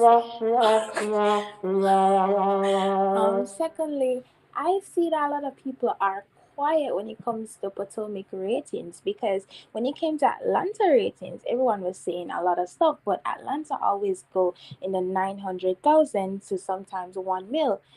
And definitely towards the end of last season, it was over 1 million. Yeah, and Potomac only went 1 million 2 times. 2 times. I've been on TV deets and I've been watching it. It's only 2 times. I really hope that y'all keep the same energy for Potomac like how y'all keep the same energy for Atlanta. And thirdly, I want to talk about Usain Bolt. Kempire, what are we holding for them teeth? The man money. Jesus God. I mean, it's not funny. I'm not laughing. That's just the way you said it. It's not funny at all because if you take 12 million of my money. The fact that he could have invested it in the United States and he said no, his own country is going to invest in his own country and he stole it. I'm so disappointed in the whole Jamaican system. Imagine the man works so hard, sit down in a cold water and everything. For what? For the teeth, that is like over $1 billion in Jamaican dollars, you know? Yeah. And if you ever see the people them that work their houses, them houses big, come like it's like it would come like the Hilton Hotel. I would have to tweet the photos of their houses and tag you when Please. I tell you when I tell you the houses, I don't see any house in Atlanta that looks better than that house, or no house in Beverly Hills that look better than the houses that they have. And these are the people that work at this investment firm. $12 million. Imagine. The metaphor copy money, you know, because the protests are going out here. When I go here, say some things are going out of Jamaica. Because it's not right. It's not right. What are the people saying in regards to this story? Because this story just broke yesterday. Kempire, the people them out here, it broke for you yesterday. For us, it's been since the week started or since last week we're noticing it. Because the people are so upset. When we say upset, we upset so till. Like we say, Usain Bolt need, because Usain Bolt need to get him money. He need to get him money. Like he has tell the man do all for the country. He never have to run for Jamaica, you know? He could have done what Sanya did. Sanya ran for the United States. Yeah. He could have done that. And he said, yes, make him run for his country. And he invested his money in his country. Yeah. And on the thief him money. And then you're not hearing no government officials saying anything. Nobody saying anything. It's disappointing. And then what they do, the government cannot blame it on dancehall music now, because every single crime that happened, they blame it on dancehall music. They can't blame it because it is the upper class that is stealing the money, the ones that are highty-tighty. Thief the man money. Lord. I'm upset, man. Upset, Kempire. I'm very upset. You would think that Bolt is my cousin and my brother, the way how I'm upset about But I feel like Jamaicans love upset. Hussein on a whole other level. You know, and he's given back to Jamaica quite a few times in, you know, since his success. Imagine you running for over 10 years, the training, the vigorously training and everything. And you come for your retirement money and you don't have no money. 12 million. They're not even make the thief for 500,000 USD, but $12 million. No, man, when you're greedy and have the audacity to build houses. I'm glad that they're exposing all these people. No, and I'm glad you're telling us, because I had no idea about their houses. We're going to continue to follow that story, though. I'm going to tag you in some interviews because do. there's a lot of persons that are doing interviews out here about it. So, yeah. Thank you. I appreciate that. Because I look, I got my ears to the streets, but not those streets. Please keep us posted, Kiki. Thank you so much for calling in. Yeah, have a great rest of the day. You too. Ooh, not a live report from Jamaica. But I had a feeling, because I know how much, you know, first of all, Jamaicans love track and field, but how much they love, especially people that are successful in track and field, and how much people love Usain Bolt. If you missed our coverage of that story, be sure to check out the separate video that we did about the bank, well, not the bank, the investment firm that reportedly can't find $12.7 million of his money. And she's right. He didn't have to put his money in a Jamaican investment firm, but he did. And now this happened. All right. Thank you to everyone that called in. We appreciate you guys. We also had another super chat. Let me just say thank you, Ann. Thank you, Ann, for the super chat. Ann says, Leo was excellent in Divergent. Theo, I think you mean. Watched all 3 movies. Really? Now I'm thinking I need to go watch Divergent, because I want to get a little bit more familiar. I'm only familiar with Theo James in... in The White Lotus. So I'm not really familiar with him. I was like, oh, he's a very cute man, but and I think he would look the part, but can he act the part? And like I said before, there's no confirmation that he even has the part. I don't even know where they're at when it comes to this movie even happening. Stay tuned. I'm going to follow this story because I want to know if he ends up getting it. And I'm actually interested in knowing more about George Michael. And as Brooklyn Star said, there were some stuff back in the day that happened. And that's why I had to ask the question. I was like, when did George Michael actually come out of the closet? So I want to see that story. I want to see that story happen. I want to see this Michael Jackson story happen. Let's continue this conversation in the comment section. Thank you to all of you that sent in super chats, that send in the likes, that are part of the conversation in the live chat and on multiple platforms. We appreciate you guys. This is our Thirsty Thursdays, and I'm quite thirsty right now. And now I'm going to go have some lunch. I hope you guys have a great rest of your day. Stay tuned for more stories here on the channel so you don't miss out on anything. Be sure to head on over to TheKempire.com, our new website, to check out our merch, to check out our podcast, Kempire Radio, and to watch us live from TheKempire.com. Guys, have a great rest of your days. Thank you to our mods and AKA our King's Guards. We could not do this without them. So please say thank you to them and goodbye. Let's get out of here with some music. Have a great rest of your day. Since we were, talking about Jamaica, let's get into some, this is not officially Jamaican, but it has a reggae vibe to it. Let's get there. Bye. You both got my best life, yeah.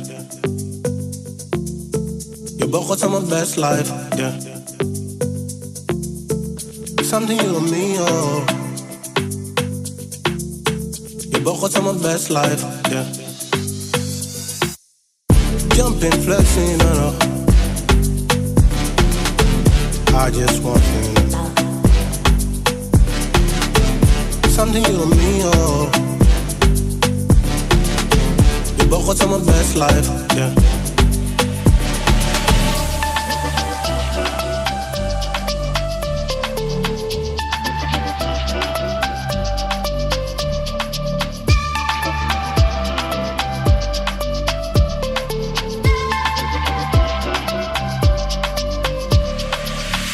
You both got my best life, yeah. You both got my best life, yeah. Something you and me, oh. You both got my best life, yeah.